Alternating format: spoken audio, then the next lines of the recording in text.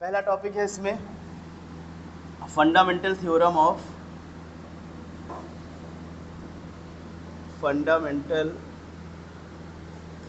Of arithmetic.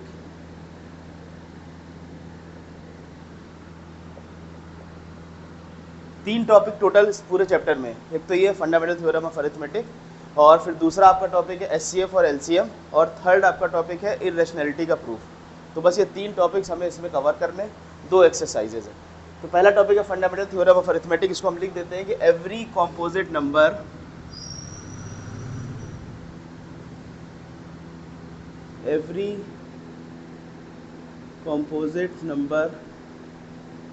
Can be expressed या और फैक्टराइज। Every composite number can be expressed into a prime number which is unique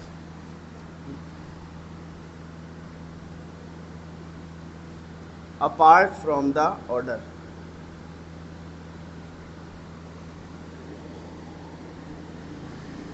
ठीक है, ये स्टेटमेंट हो गया इसका कि every composite number can be expressed या factorize into a prime numbers which is unique apart from the order. अब इसको समझते हैं।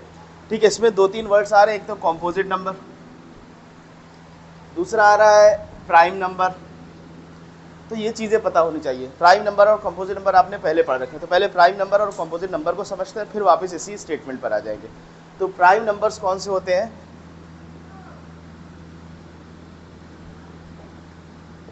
प्राइम नंबर्स उन नंबर्स को बोलते हैं जो सिर्फ और सिर्फ 1 से या अपने आप से डिविजिबल।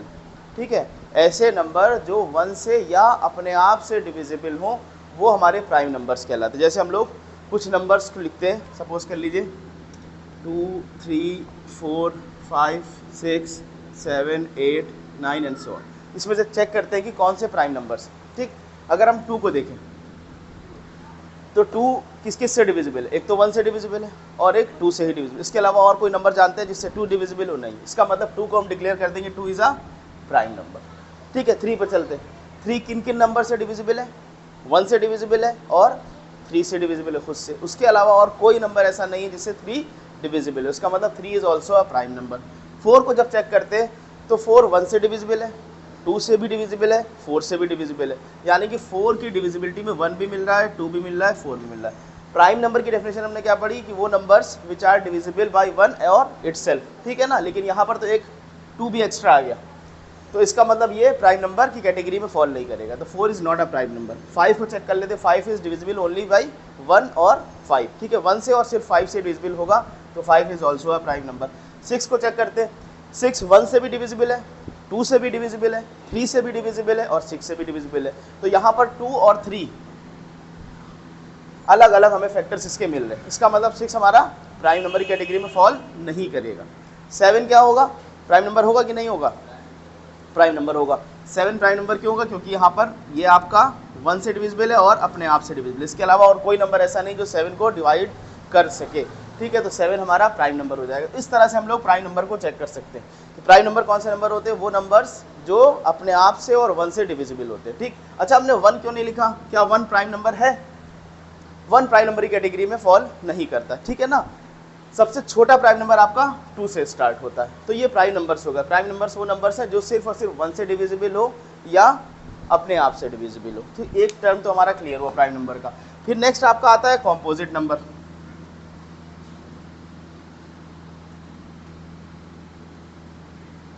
कॉम्पोजिट नंबर्स किसको बोलेंगे? देखिए, बहुत आसान सी लैंग्वेज में बोले कि कॉम्पोजिट नंबर्स वो नंबर्स होंगे जो प्राइम ना हो। ठीक, कॉम्पोजिट नंबर्स वो नंबर्स होंगे जो प्राइम ना हो, या इसके अलावा ये कह सकते हैं कि कॉम्पोजिट नंबर वो नंबर होंगे जो, हाँ, जो 1 और अपने आप के अलावा भी किसी नंबर से डिविजिबल हो। वो नंबर हमारे क्या कहलाएंगे? कॉम्पोजिट नंबर कहलाएंगे। ठीक, जैसे हम लोग इसमें चेक करें, 2 को ऑलरेडी चेक कर चुके हैं। 2 का डिविजिबिलिटी किससे? 1 से और 2 से, तो 2 तो प्राइम कैटेगरी में चला गया। 3 भी सेम है। 4 को जब हम चेक कर रहे हैं तो 4 के फैक्टर्स या 4 किन किन नंबर से डिविजिबल है? 1 से है, 4 से और 2 से भी है। ठीक, तो इसका मतलब 4 हमारा कौन सा आएगा, कॉम्पोजिट नंबर आ जाएगा। इसी तरह से 5 की बात कर ले, 5 क्या है, प्राइम नंबर। 6 के अगर आप फैक्टर्स देखें, 2 भी है, 3 भी है, 6 भी है, 1 भी है, तो 6 क्या हो जाएगा, कॉम्पोजिट नंबर। कॉम्पोजिट नंबर कौन सा नंबर है, कौन सा, 7 तो प्राइम नंबर है। 8 को चेक कर लेते, 8 आपका 2 से भी डिविजिबल है, 4 से भी डिविजिबल है और 8 से भी, तो कॉम्पोजिट नंबर की कैटेगरी में चला जाएगा। 9 भी आपका कॉम्पोजिट नंबर की कैटेगरी में चला जाएगा। 10 भी आपका कॉम्पोजिट नंबर की कैटेगरी। 11 क्या होगा, प्राइम नंबर हो जाएगा। 12 कॉम्पोजिट नंबर। तो कॉम्पोजिट नंबर कौन से नंबर होते हैं, जो प्राइम ना हो, या तो ऐसे समझ लीजिए, या दूसरे वर्ड्स में ये समझ सकते हैं कि वो नंबर्स जो अपने आप के और 1 के अलावा भी किसी नंबर से डिविजिबल होते हैं, वो नंबर्स हमारे कॉम्पोजिट नंबर का। अब चलते हैं स्टेटमेंट पर, फंडामेंटल थ्योरम ऑफ अरिथमेटिक। ये क्या कहता है कि एवरी कॉम्पोजिट नंबर, दुनिया में जितने भी कॉम्पोजिट नंबर हैं, हर नंबर एक्सप्रेस होते हैं या फैक्टराइज होते हैं किस फॉर्म में, इनटू अ प्राइम नंबर्स। ठीक है, प्राइम नंबर के फॉर्म में एक्सप्रेस किए जा सकते हैं। कौन से नंबर्स, कॉम्पोजिट नंबर। दुनिया के जितने भी कॉम्पोजिट नंबर हैं वो हम एक्सप्रेस कर सकते हैं प्राइम नंबर्स के फॉर्म में, पहली बात। फिर आगे क्या कह रहा है, विच इज़ यूनिक, जो ये रिप्रेजेंटेशन होगा, जो हम कॉम्पोजिट नंबर को प्राइम नंबर के फॉर्म में एक्सप्रेस करेंगे, ये जो एक्सप्रेशन होगा ये यूनिक होगा। चाहे हम एक्सप्रेस करें, आप करें, आप करें, आप करें, कोई भी करे, ठीक है, हर बच्चा जब भी इसको एक्सप्रेस करेगा प्राइम नंबर के फॉर्म में, वो यूनिक होगा। ठीक है, यानी कि ये कह सकते हैं सबका आंसर सेम आएगा। इसको समझते हैं कैसे, जैसे मान लीजिए मेरे पास कोई कॉम्पोजिट नंबर है, सपोज कर लिए 10 है, ठीक। अब हम इसको जो है प्राइम नंबर के फॉर्म में एक्सप्रेस कर रहे हैं, तो 10 के अगर हम फैक्टर्स करना शुरू करें तो 2 5 10 एंड 5 1 2, 10 को क्या लिख सकते हैं, 2 × 5 लिख सकते हैं। थोड़ा और बड़ा नंबर ले लेते हैं, मान लेते हैं हमारे पास कोई नंबर है 250 है, तो 2 1 2 और 2 2 4, 2 5 10, 5 2 10, 5 5 25, 5 5 25, 5 1 5, तो 250 एक कॉम्पोजिट नंबर है। इस कॉम्पोजिट नंबर को हम कैसे एक्सप्रेस कर रहे हैं, प्राइम नंबर के फॉर्म में एक्सप्रेस कर रहे हैं, यानी कि 2 × 5 × 5 × 5। अब जब हम कॉम्पोजिट नंबर को प्राइम नंबर के फॉर्म में एक्सप्रेस करेंगे, तो चाहे कोई भी करे, इस क्लास का कोई भी बच्चा करे, इस क्लास के बाहर कोई बच्चा करे, वो इन्हीं प्राइम नंबर्स के फॉर्म में ही नंबर को एक्सप्रेस करेगा। यही चीज़ यहाँ पर कही जा रही है कि विच इज़ यूनिक, जो कॉम्पोजिट नंबर का वो प्राइम नंबर के फॉर्म में एक्सप्रेशन है, या उसके जो फैक्टर्स हम कर रहे हैं वो कैसे होते हैं, वो यूनिक होते हैं। ठीक, अब एक लास्ट इंपॉर्टेंट बात, अपार्ट फ्रॉम द ऑर्डर, ये हो सकता है कि जो ऑर्डर हो, यानी कि हमने पहले 2 लिख दिया, हो सकता है आप पहले 5 लिख दें, 5 × 2 × 5 × 5 कर दें, तो ऑर्डर चेंज हो सकता है, लेकिन जो नंबर्स आएंगे इसके फैक्टर्स में वो यूनिक आएंगे। वो हर बच्चे के, हर स्टूडेंट के, हर पर्सन के, कहीं भी कोई बैठा हो, अगर वो कॉम्पोजिट नंबर को प्राइम नंबर के फॉर्म में एक्सप्रेस कर रहा है, तो वो जो एक्सप्रेशन होगा, वो जो फैक्टर्स होंगे वो यूनिक होंगे, सबका आंसर कॉमन आएगा। हाँ, ये हो सकता है कि ऑर्डर चेंज हो जाए, जैसे इस केस में 2 × 5 हमने लिखा, हो सकता हो काजिम इसको 5 × 2 लिख दें, ऑर्डर चेंज कर दें, ठीक है ना। लेकिन जो प्राइम नंबर्स हमने चूज़ करे, हमने 2 और 5 चूज़ करे, आप भी वही 5 और 2 ही चूज़ कर रहे हैं, वो यूनिक रहने वाले। हाँ, 2 भी 5 बहुत बढ़िया, 2 भी प्राइम नंबर है और 5 भी प्राइम नंबर है। यही चीज़ यहाँ पर भी देखने को मिली, 2 और 5। कुछ और नंबर अगर ले लेते हैं, मान लेते हैं मेरे पास कोई नंबर है 1 1 10 अगर लेते हैं, 2 5 10 एंड 2 5 10, फिर आपका 5 11 देन 11 1 तो 1 1 10 के प्राइम फैक्टराइजेशन क्या हुए, 2 × 5 × 11। अब 2 is a prime number, 5 is a prime number and 11 is a prime number, और 1 1 10 इज़ अ कॉम्पोजिट नंबर। तो हर कॉम्पोजिट नंबर को प्राइम नंबर के फॉर्म में एक्सप्रेस कर सकते हैं, और ये रिप्रेजेंटेशन यूनिक होगा, लेकिन हाँ ऑर्डर फ़र्क हो सकता है। ठीक, ऑर्डर का सिंपल सा मतलब है कि हमने पहले 2 लिख दिया, हो सकता हो आप इसको 5 पहले लिख दें, ठीक है, हो सकता है कोई और बच्चा 11 पहले लिख दे, 5 × 2 × 11, हो सकता है 11 × 2 × 5, लेकिन सबके प्राइम फैक्टराइजेशन के अंदर प्राइम नंबर्स आपको मिलने वाले। ये बात समझ में आ गई? यही है हमारा फंडामेंटल थ्योरम ऑफ अरिथमेटिक। ठीक, इतनी चीज़ों को नोट कर लीजिए, फिर आगे चलते हैं। अब इस पर एक एग्जाम्पल कर लेते हैं, तो ये चीज़ बहुत क्लियर हो जाएगी। फर्स्ट एग्जाम्पल गिवन है, कंसीडर द नंबर 4 की पावर n। ठीक है, ये पुरानी वाली बुक में एग्जाम्पल नंबर 5 है, अभी जो नई बुक है उसमें फर्स्ट एग्जाम्पल है। कंसीडर द नंबर 4 की power n where n is a natural number, where n is a natural number. Check whether there is any value for n for which 4 की power n ends with the digit 0। हमें यह find करना है क्या n के लिए कोई ऐसी वैल्यू है, क्या कोई ऐसा नेचुरल नंबर है जिसको सॉल्व करने के बाद हमारे पास एंड डिजिट 0 आ जाए। नेचुरल नंबर की स्टार्टिंग कहाँ से होती है? 1 से। सबसे छोटा नेचुरल नंबर 1 होता है। ठीक, तो 1 को प्लेस करते हैं। हमने रखा n की वैल्यू 1 रखी तो 4 की पावर 1 यानी कि ये 4 आया। n की वैल्यू 2 रखी यानी कि ये 16 आया। n की वैल्यू 3 रखी तो कितना आया? 64 आया। ठीक है, n की वैल्यू 4 अगर रख दे रहे तो कितना हो जाए? 4 4 16, 4 से 24, 256 आया। ठीक, अब ये वैल्यूज़ हमारे पास n के अलग अलग वैल्यूज़ के लिए हमारे पास 4 की पावर n को हम सॉल्व कर ले रहे हैं। लास्ट डिजिट यहाँ 4 है, यहाँ 6 है, यहाँ 4 है, यहाँ 6 है। ठीक, क्वेश्चन में क्या पूछा जा रहा है? क्या कोई ऐसा n होगा जो कि नेचुरल नंबर को बिलोंग करता हो जिसके लिए एंड डिजिट हमारी 0 आ जाए। हमने यहाँ पर कुछ ऐसा n प्लेस कर दे कि लास्ट डिजिट 0 आ जाए। क्या ऐसा होगा? चेक करते हैं। ठीक, तो पहले तो हम लोग उसको चेक करने के लिए ये देखते हैं, कोई ऐसे डिजिट उठाते हैं जिसकी लास्ट की डिजिट 0, कोई ऐसा नंबर लेते हैं जिसकी लास्ट डिजिट 0 जानते हैं। जैसे मान लेते हैं, बड़ा कॉमन सा 10 ले लेते हैं। ठीक, 10 की लास्ट डिजिट क्या है? 0 है। अगर हम इसके फैक्टर्स करें, 10 के फैक्टर्स अगर आप करेंगे तो क्या मिलेगा? 2 5 ज़ा 10, 5 1 ज़ा 5, यानी कि 10 के फैक्टर में आया 2 × 5। कोई और नंबर ले लेते हैं, 20 ले लेते हैं। 20 के भी लास्ट की डिजिट 0 है। 2 10 ज़ा, 2 5 ज़ा, 5 1 ज़ा, यानी कि 20 के प्राइम फैक्टर्स कौन कौन से हैं? 2 × 5। 30 में भी लास्ट डिजिट 0 है, 30 को भी चेक कर लेते हैं। 3 5 ज़ा, 5 1 ज़ा, 30, 2 × 3 × 5।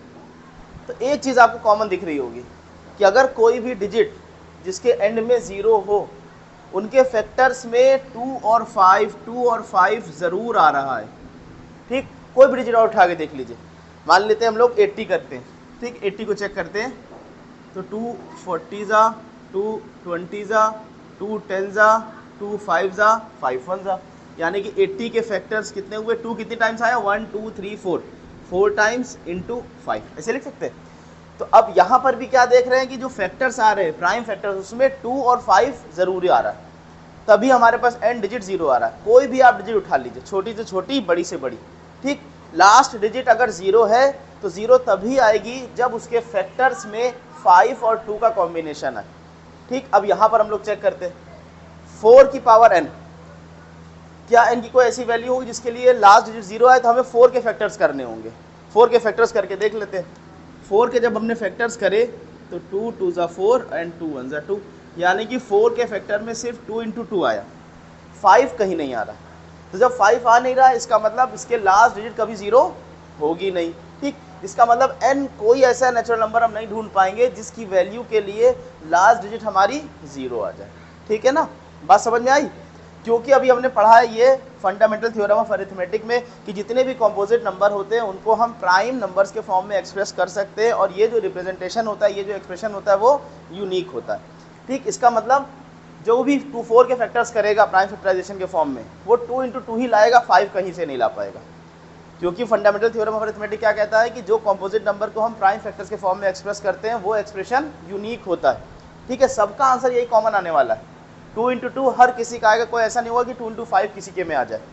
ठीक है ना, तो उसको यूज़ करते हुए हम कह सकते हैं कि because the factors of 4 containing only 2, ठीक है ना, 5 is not present in the factors of 4, so there is not any value of n for which the end digit of the 4 की पावर n विल बी 0, यानी कि last digit हमारी कोई भी value के लिए n की 0 नहीं होगी। बात समझ में आ गई? तो यहाँ पर हम सिंपली लिख सकते हैं बिकॉज, या the factors of 4 does not contain 5 as a prime, so there will not be any value of n for which 4 की पावर n ends with 0। बस समझ में आ गई ना? ये आपका फर्स्ट एग्जाम्पल था, इसको नोट कर लीजिए। देखिए नेक्स्ट टॉपिक है आपका हाईएस्ट कॉमन फैक्टर यानी कि HCF। ठीक, बचपन से पढ़ते आ रहे हैं HCF या हाईएस्ट कॉमन फैक्टर।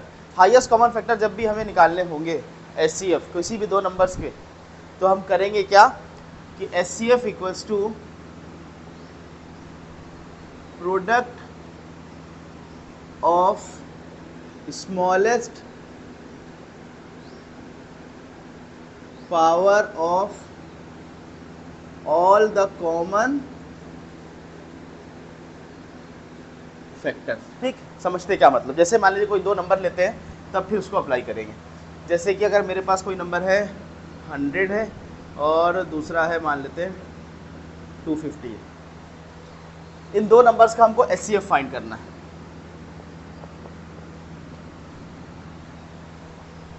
तो हम 100 के पहले प्राइम फैक्टराइजेशन कर लेते हैं। 100 के जब फैक्टर्स करें तो 250 जा, 225 जा, 5 5 जा, 5 1 जा, यानी कि 100 के फैक्टर्स आ गए 2 स्क्वायर इंटू 5 स्क्वायर। इसी तरह से 250 के अगर फैक्टर्स कर लें 2 1 जा 2, 2 2 जा 4, 2 5 जा 5 2 जा 10, 5 5 जा 25, 5 5 जा 5 1 जा, यानी कि 250 के फैक्टर्स आए 2 इंटू 5 क्यूब। अब देखिए HCF क्या होता है? Product of smallest power of all the common factors. किसकी बात होती है?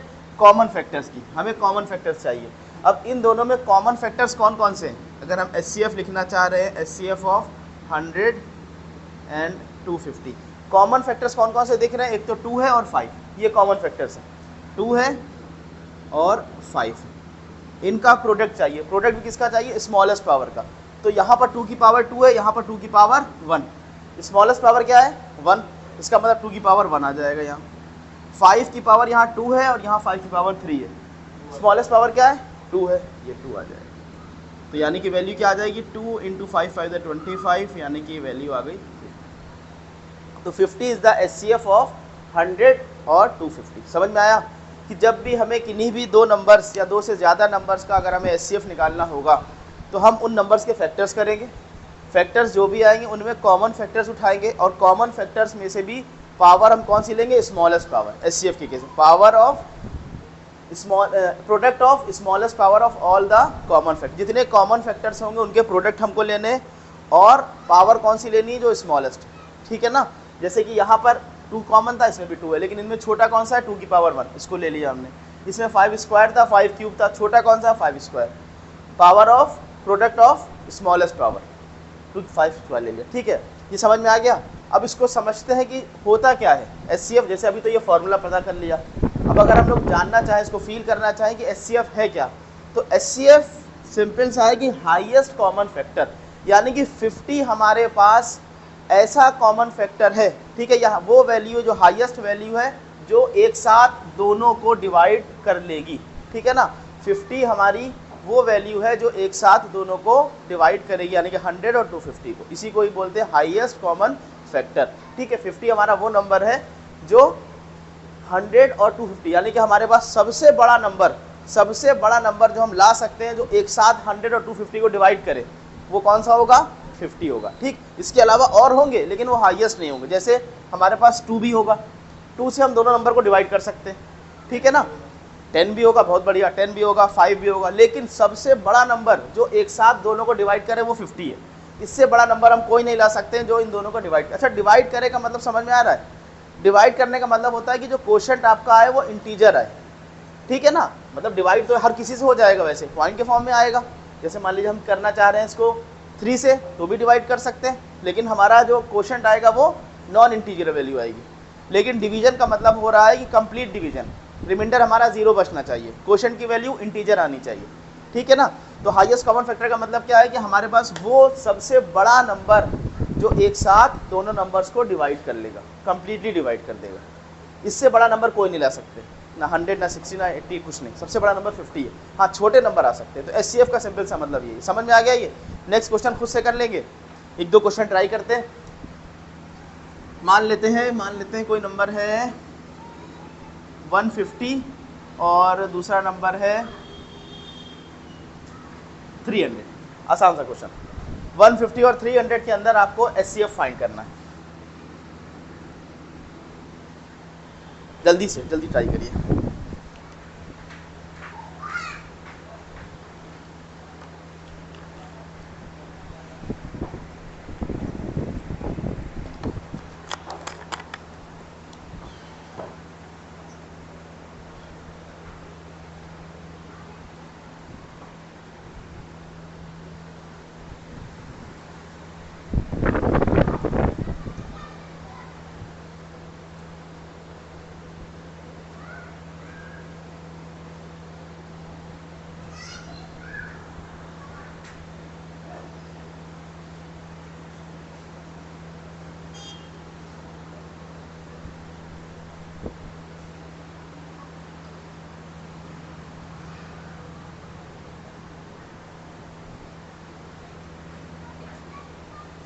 देखिए 150 के अगर हम फैक्टर्स करें, 2 7 ज़ा 14, 2 5 ज़ा 10, 3 2 ज़ा 6, 3 5 ज़ा 15, 5 5 ज़ा 25, 5 1 ज़ा 5, यानी कि 150 के फैक्टर्स आए 2 इंटू 3 इंटू 5 स्क्वायर। 300 के फैक्टर्स करें अगर,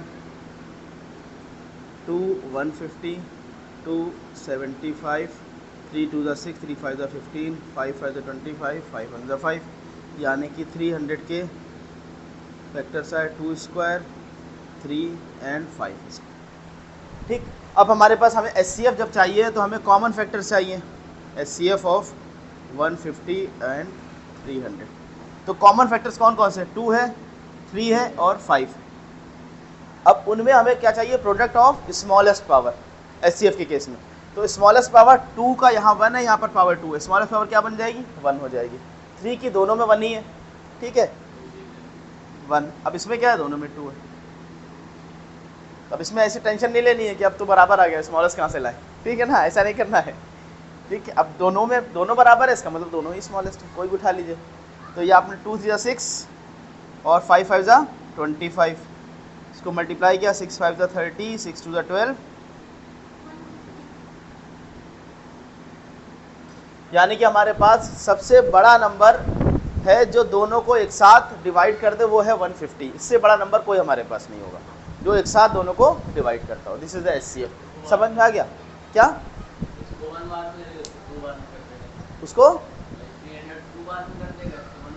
हाँ सही, बिल्कुल सही, ठीक है। देखिए कुछ चैप्टर्स ऐसे होते हैं हमारे सिलेबस में हमेशा जो हमें बोनस की तरह से ट्रीट करते हैं। बोनस का मतलब जो हमें मैक्सिमम नंबर दिला सकते हैं। तो उन्हीं में से एक चैप्टर ये भी है, रियल नंबर। बहुत छोटा चैप्टर है और बहुत आसानी से हम इसमें नंबर गेन कर सकते हैं, ठीक है। तो कोशिश करिए ऐसे चैप्टर पर ज़्यादा ध्यान दीजिए कि उसकी पकड़ एकदम अच्छी तरह से उसको कर लीजिए, सो दैट आपको मार्क्स आसानी से मिल जाए। इन चैप्टर से नंबर आसानी से निकलवाए जा सकते हैं, बहुत आसान चैप्टर है ये, ठीक। नेक्स्ट टॉपिक चलते हैं हमारा LCM पर। नेक्स्ट अब टॉपिक है लीस्ट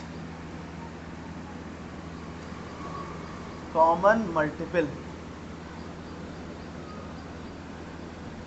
यानी कि LCM। देखिए पहले इसको भी फील करते समझते हैं, मल्टीपल समझते हैं। जैसे 2 का टेबल पढ़ा है, 2 का टेबल आता है सबको, तो 2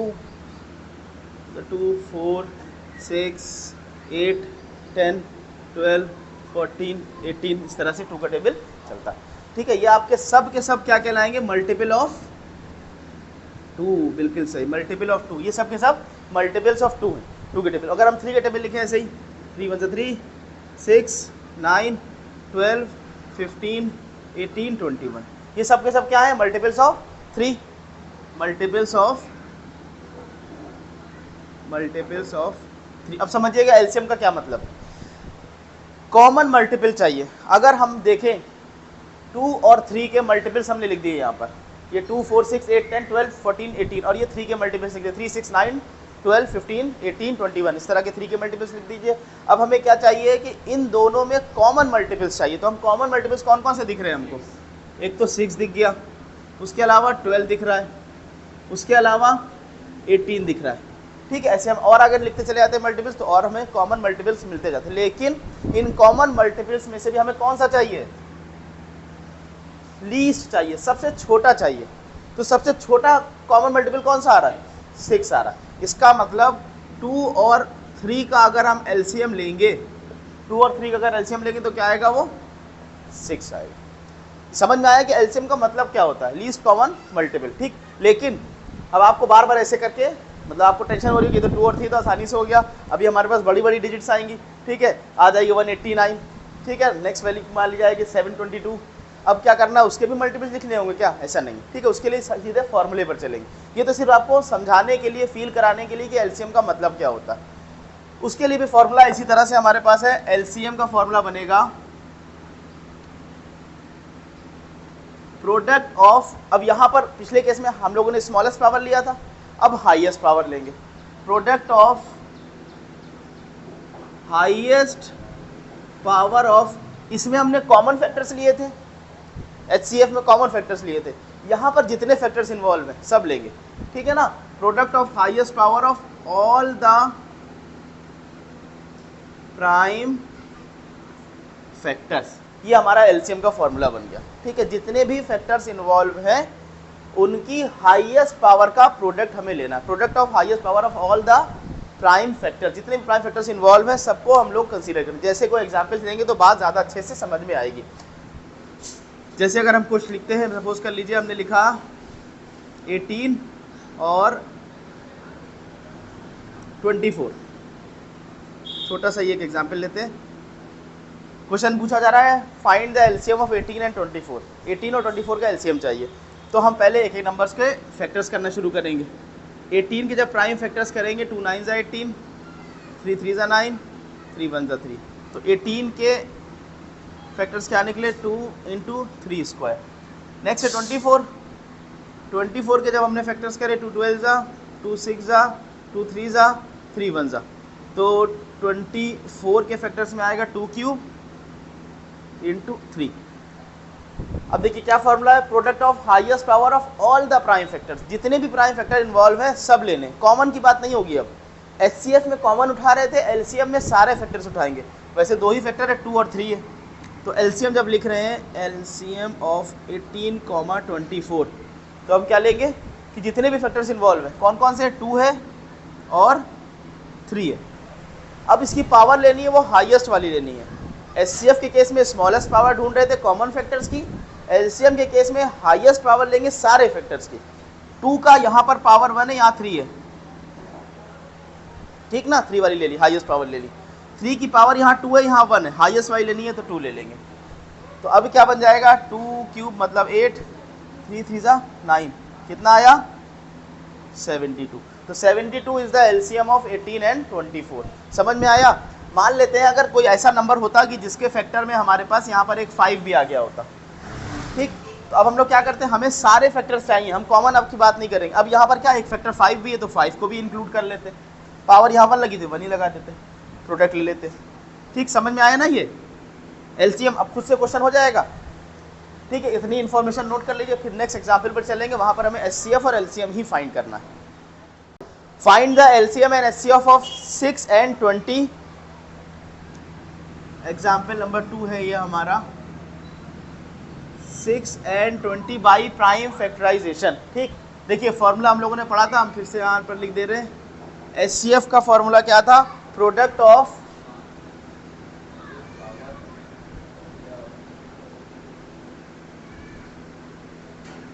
smallest power of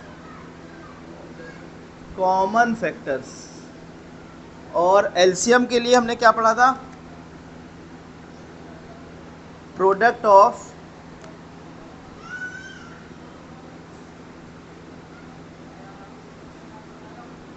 highest power of all the prime factors. ठीक ना, बस यही फॉर्मूला अप्लाई करिए। 6 और 20, 6 के पहले फैक्टर्स कर लीजिए। 6 के जब हमने फैक्टर्स करे तो क्या आया, 2 3 ज़ा 6, 3 1 ज़ा 3, यानी कि 6 के फैक्टर में आ गया 2 इंटू 3। 20 के फैक्टर्स करते हैं, 2 10 ज़ा, 2 5 ज़ा, 5 1 ज़ा, तो 20 के फैक्टर्स आए 2 स्क्वायर इंटू 5। ये दोनों नंबर्स के फैक्टर्स आ गए। ठीक, अब हमें एचसीएफ फाइंड करना है पहले। HCF of 6 and 20। HCF का फॉर्मूला क्या है? Product of smallest power of all the common factors. ठीक है, पहले तो हम कॉमन फैक्टर ढूंढ ले। कॉमन फैक्टर क्या क्या है इसमें? 2 ही कॉमन फैक्टर दिख रहा है बस, और तो कुछ है नहीं ना। 3 है, इसमें 3 नहीं है, इसमें 5 नहीं है, तो सिर्फ और सिर्फ कॉमन क्या है? 2 है। 2 को रख दिया।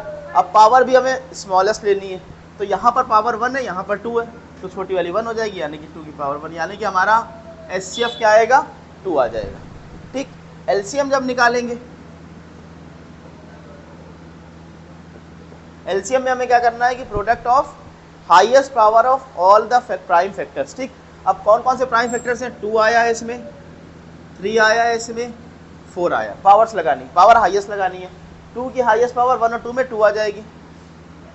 3 तो अकेला है, ये 5 भी अकेला है, तो कितना हो गया? 4 इंटू 3 इंटू 5, 4 3 12, 12 5 जा 60, यानी कि LCM 6 और 20 का 60 आया और HCF 6 और 20 का 2 आया।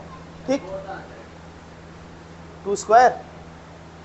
ठीक है ना, इसको नोट कर लीजिए, और नोट करके इसको किनारे रख ले, अभी आगे काम आएगा। अभी हम लोग एक वेरिफिकेशन करेंगे एक और फॉर्मूले का, तो ये उठा करके एग्जाम्पल नंबर 2 को वेरीफाई भी करेंगे। एग्जाम्पल नंबर 3 है, find the HCF of 96 and 404।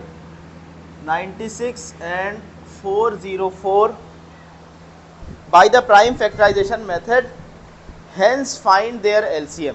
ठीक, पहले बोला है कि HCF फाइंड करना है प्राइम फैक्टराइजेशन मेथड से, और फाइंड करने के बाद फिर हमें LCM फाइंड करना है। ठीक है, तो आसान है। कैसे करेंगे? पहले 96 के फैक्टर्स कर लेंगे एंड देन 404 के फैक्टर्स करेंगे। तो 96 के फैक्टर्स क्या हैं? 2 4 जा 8, 2 8 जा 16, 2 2 जा 4, 2 4 जा 8, 2 12 जा, 2 6 जा, 2 3 जा, 3 1 जा, 1 2 3 4 5 and 4 0 4, 2 2 जा 4, 2 1 जा 2, 2 2 जा 4।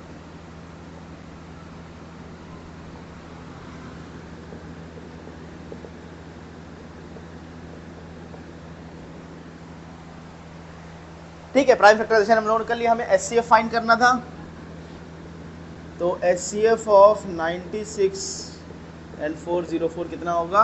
Product of smallest power of all the common factors. ठीक है, कॉमन फैक्टर हमारे क्या क्या है? सिर्फ 2 ही है।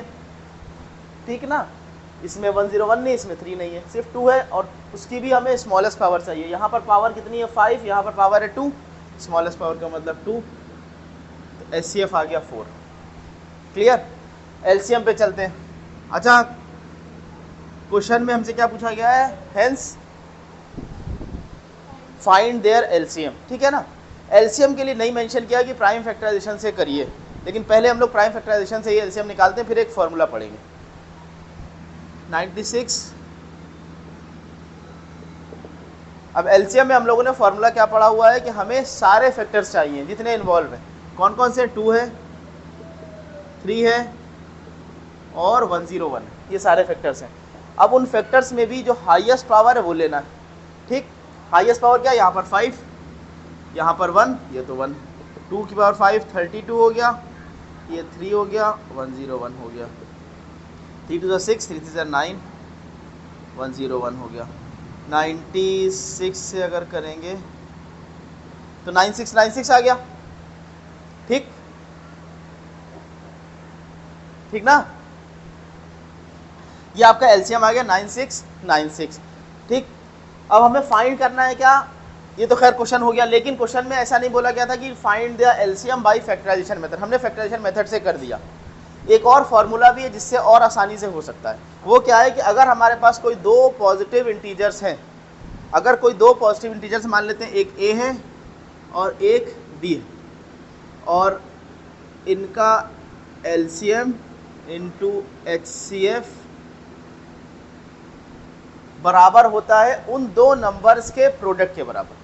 ठीक है ना, अगर हमारे पास LCM या HCF में से कोई एक चीज़ अवेलेबल है किसी 2 नंबर की, तो हम क्या कर सकते हैं? LCM into HCF of these 2 numbers is equal to product of that numbers. ठीक है ना, उन नंबर के प्रोडक्ट के बराबर LCM और HCF का प्रोडक्ट होता है। ठीक, अब इस पर चलते हैं। हमने क्योंकि ये कैलकुलेट कर लिया था, HCF आसानी से 4 आ गया था, तो अब हम इस फॉर्मूले से भी इसको कैलकुलेट कर सकते थे, हमें प्राइम फैक्टराइजेशन की तरफ जाने की ज़रूरत नहीं थी। चेक कर लेते हैं कैसे।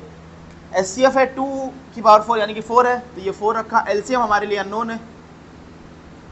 ए कॉमा बी का मतलब क्या है, नंबर क्या है हमारे पास, 96 और 404, 96 और 404 बराबर किसके बराबर हो जाएगा, इन दोनों के प्रोडक्ट के बराबर। तो यानी कि 96 इंटू 404, तो यहाँ से एलसीएम निकल आएगा 96, 404 और ये 4 आया। 4 1 ज़ा 4, 4 2 ज़ा 8, 4 4 ज़ा 16, 24 को 4 से करें, 4 4 ज़ा 16, 4 2 ज़ा 8, 96 आया। 24 को 4 से करेंगे तो 96 आएगा। यही सेम आंसर आया 96। ठीक है ना, तो ये हमारा वेरीफाई भी हो गया। अच्छा, जो पहला क्वेश्चन था, जो पहले क्वेश्चन में आपने किसको किया था, 6 और 20 को किया था। 6 और 20 का एलसीएम कितना आया था पिछले केस में, 6 और 20 का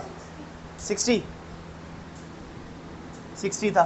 ठीक है, इसको भी अगर हम इस फॉर्मूले से वेरीफाई करना चाह रहे हैं, मतलब हमारे पास दो नंबर है, तो LCM of these number into HCF of these number बराबर होगा प्रोडक्ट ऑफ दीज नंबर्स के।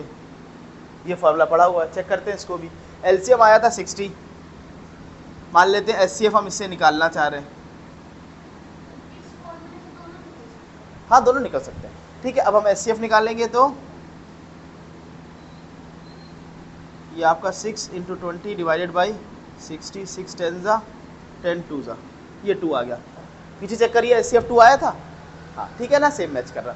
तो देखिए, ये एक्चुअल में ये एक इक्वेशन, ये एक फॉर्म इक्वेशन है। अब इसके अंदर हमारे पास दो अननोन वेरिएबल है, एक एलसीएम है, एक एचसीएफ है। कभी ये मिसिंग होगा, कभी ये मिसिंग होगा, दोनों में से कोई एक मिसिंग होगा, आराम से हम लोग कैलकुलेट कर सकते हैं। ठीक, तो एक नया फॉर्मूला और आपको मिल गया, product of LCM and HCF is equal to product of the numbers. ठीक ना।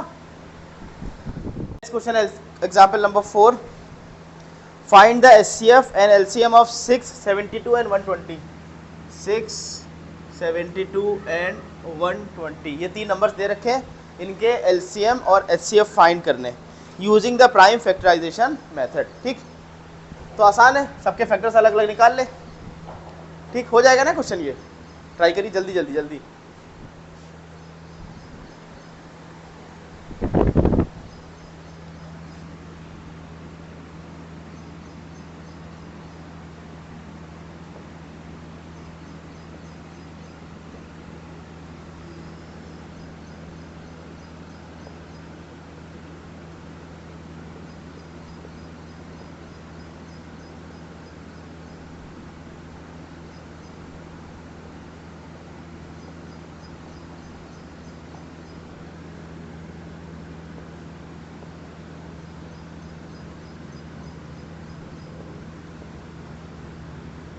One two three, 3 square, 3 cube and 3 into 5, ये फैक्टर्स आ गए। ठीक, 6 के फैक्टर 2 इंटू 3, 72 के फैक्टर 2 क्यूब इंटू 3 स्क्वायर और 120 के फैक्टर 2 क्यूब इंटू 3 इंटू 5। ठीक, अब हमें फाइंड करना है एचसीएफ। फॉर्मूला हमारे पास है 6, 72 और 120 का। एचसीएफ का फॉर्मूला क्या है, product of smallest power of all the common factors. तो पहले तो कॉमन फैक्टर उठा ले। कॉमन फैक्टर क्या है, 2 सब में कॉमन है, 3 सब में कॉमन है, 5 नहीं है। 2 इंटू 3 तो आ गए। अब कॉमन फैक्टर्स की भी पावर कौन सी लेनी है, स्मॉलेस्ट वाली, हाँ लोवेस्ट वाली। ठीक, तो इसकी पावर 1 है, इसकी पावर 1, 6 एचसीएफ आ गया। एलसीएम निकालना है, एलसीएम अगर निकालना है तो 6, 72, 120। ठीक, अब एलसीएम के केस में हमें क्या करना होता है, product of highest power of all the prime factor. जितने भी प्राइम फैक्टर्स इन्वॉल्व हैं, कौन कौन से, 2, 3 और 5 इन्वॉल्व है, 2, 3 और 5, उनकी भी हाईएस्ट पावर लेनी है। 2 की हाईएस्ट पावर क्या है, 3, 3 की हाईएस्ट पावर क्या है, 2, 5 की हाईएस्ट पावर क्या है, 1। तो क्या हो जाएगा, 2 क्यूब 8, 3 स्क्वायर 9, 8 9 72, 72 5 ज़ा 5 2 ज़ा 10, 5 7 ज़ा 35, 36, 360 आ गया आपका। 360 आपका आ गया एलसीएम। अच्छा, एक फॉर्मूला और यहाँ पर लिखा हुआ है कि एलसीएम और एचसीएफ का प्रोडक्ट दोनों नंबर के प्रोडक्ट के बराबर होता है। ठीक, क्या ये फॉर्मूला 3 नंबर्स के लिए वैलिड होगा? क्या लगता है, होगा? चेक करके देख लीजिए, ठीक ना। आपके पास एलसीएम भी है, एचसीएफ भी है, तीनों का प्रोडक्ट निकालना भी आता है। तो इसी फॉर्मूले को अगर हम लोग इन दोनों का प्रोडक्ट लेते हैं, चेक करते हैं क्या ये फॉर्मूला 3 नंबर के लिए वैलिड है। एचसीएफ है हमारे पास, एचसीएफ इंटू एलसीएम इंटू ए इंटू बी इंटू सी से चेक कर रहे हैं होगा कि नहीं होगा। एचसीएफ कितना है 6, कितना आया ये 360, 600 6 6 36 6 3 18, 2160 आया हमारा एलसीएम और एचसीएफ का प्रोडक्ट। तीनों नंबर का प्रोडक्ट देखते हैं, तो तीन नंबर है क्या 6 120 120 और 6 6 12 6 7 42 43 200 2 to the 4 2 1 2 300 3 to the 6 3 1 3 400 4 to the 8 4 1 4 0 4 6 to 8 यार 5184 ये वैल्यू आ गई 51840। क्या ये बराबर है? नहीं। इसका मतलब एक चीज़ पता लगी कि ये जो फार्मूला वैलिड है वो किसके लिए? Only for 2 numbers. जब हमारे पास 2 पॉजिटिव इंटीजर नंबर दे रखे होंगे तब उस केस में हम ये फॉर्मूला अप्लाई कर सकते हैं कि LCM and HCF, product of LCM and HCF बराबर प्रोडक्ट ऑफ द नंबर्स। ठीक है, लेकिन 3 नंबर्स के लिए वैलिड नहीं होगा ये। क्लियर ये चीज़? ठीक, इस चीज़ को भी नोट कर लीजिए। तो यहाँ से आपके सारे एग्जाम्पल्स कंप्लीट हो गए। अब नेक्स्ट हम लोग चलते हैं एक्सरसाइज 1.1 पर। 1.1 का फर्स्ट क्वेश्चन है express each number as a product of its prime factor. First के हमारे 5 पार्ट्स हैं। पहला पार्ट क्या है 140, आप ही लोगों को करना है ये क्वेश्चन। सेकंड है 156, थर्ड है 3825 और फोर्थ है 5005 एंड फिफ्थ इज 7429। हाँ, बस फैक्टर्स निकाल लीजिए। Express each number as a product of its prime, बस ये प्राइम फैक्टराइजेशन करना है, एलसीएम एचसीएफ भी नहीं निकालना है। तो 140 का बहुत आसान क्वेश्चन है।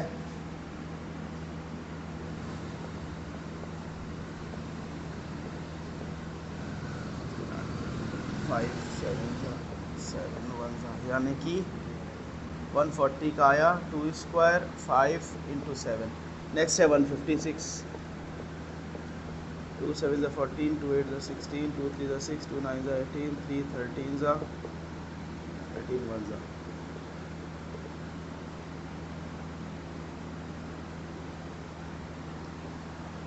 थर्ड है 3825,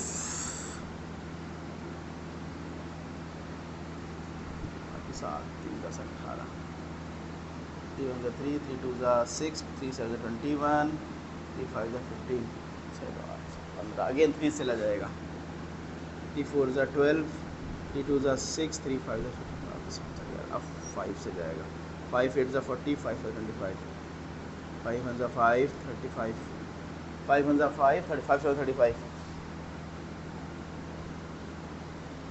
3 8 2 5 में आया फैक्टर्स 3 स्क्वायर इंटू 5 इंटू 7। देखिए 3 की आपको डिविजिबिलिटी पता होनी चाहिए नंबर्स की, कि कैसे कोई नंबर को हम चेक कर लेंगे कि इससे डिविजिबल है कि नहीं है। तो 2 की डिविजिबिलिटी के लिए लास्ट में इवन नंबर होना चाहिए। 3 की डिविजिबिलिटी के लिए आपको ये पता होना चाहिए जो भी नंबर दे रखा है उनकी डिजिट्स का सम अगर 3 से डिविजिबल है तो नंबर हमारा 3 से डिविजिबल होता है। जैसे कि इस केस में हमने चेक करा 5 + 2 7 + 8 कितना हुआ 15 + 3 18, तो 18 3 से डिविजिबल है, इसका मतलब ये नंबर भी 3 से डिविजिबल होगा। फिर नेक्स्ट हमने ऐसे किया 7 5 12 + 2 14 + 1 15, 15 3 से डिविजिबल है, इसका मतलब ये नंबर भी 3 से डिविजिबल होगा। नेक्स्ट हमने देखा 5 2 7 7 + 11 11 11 3 से डिविजिबल नहीं है, तो 11 3 से डिविजिबल नहीं है, इसका मतलब 425 3 से डिविजिबल नहीं होगा। ठीक है, तो ये डिविजिबिलिटी टेस्ट आपको मालूम होने चाहिए। कि 5 से गया, अब किससे जाएगा 1 0, ये 2 से तो जाएगा नहीं, 3 से भी नहीं जाएगा क्योंकि 1 + 1 2 आ रहा है, 4 से भी नहीं जाएगा, 5 से भी नहीं जाएगा, 6 से भी नहीं जाएगा, 7 से चेक कर लेते। तो 7 1 7 30, 7 4 28 20, हाँ 7 से चला जाएगा ये, 7 1 7 और 30, 7 4 28 21, 7 3 21।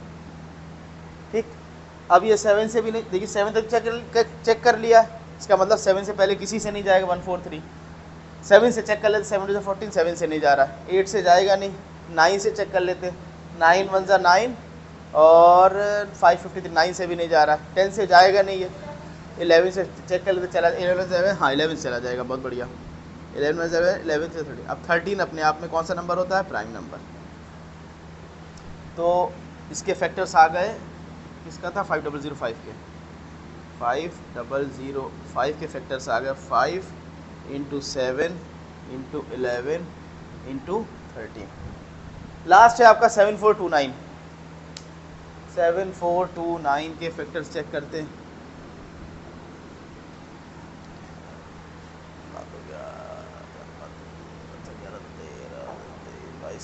3 से नहीं डिविजिबल है, 4 से नहीं है, 5 से नहीं, 6 से नहीं, 7 से चेक कर लीजिए, 7 से भी नहीं है, 8 नहीं है, 9 चेक कर लीजिए, 9 से भी नहीं है, 10 से तो नहीं है, 11 से भी नहीं है, 12 13 भी नहीं है, 14 15 भी नहीं है, 16 17 चेक कर लीजिए,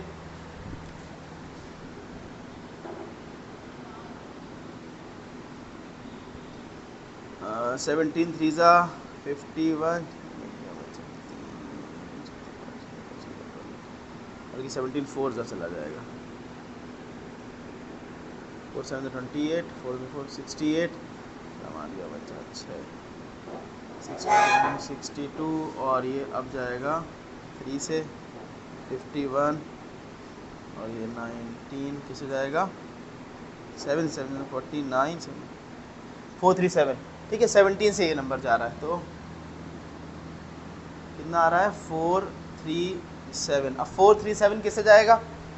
7 3 10 4 11, देखिए 17 से तो जाएगा नहीं है, 17 के बाद ही किसी से चेक कर लेते हैं, तो 19 चेक करते हैं,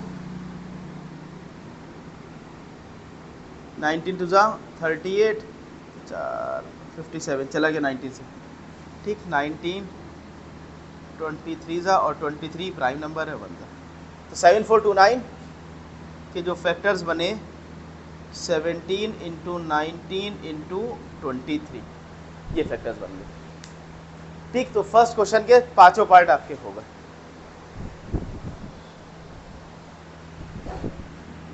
नोट कर लिया था ना ये?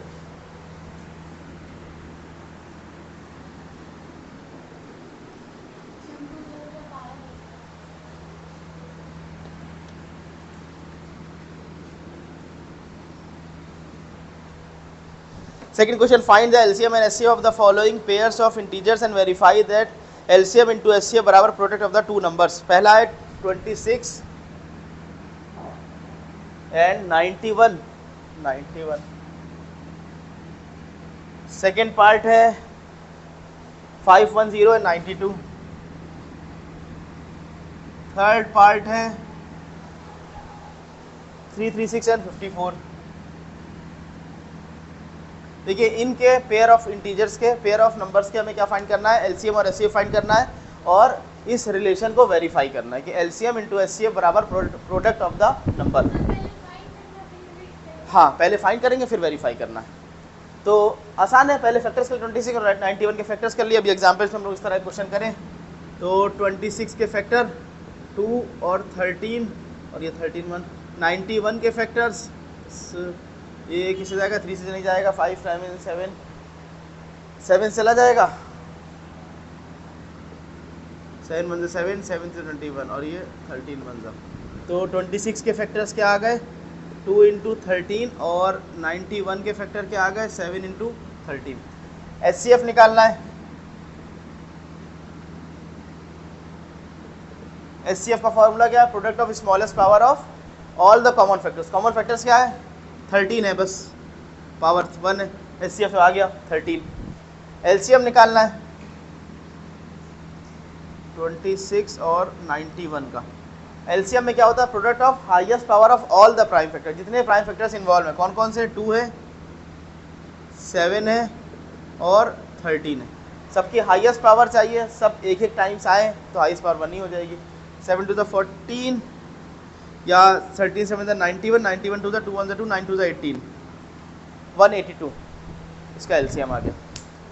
सेकंड पार्ट कर लीजिए मेरे ख्याल से। अच्छा, वेरीफाई भी करना है, ठीक है, वेरीफाई करना है। तो पहले इन दोनों का प्रोडक्ट ले लीजिए, H C F into L C M ले लीजिए,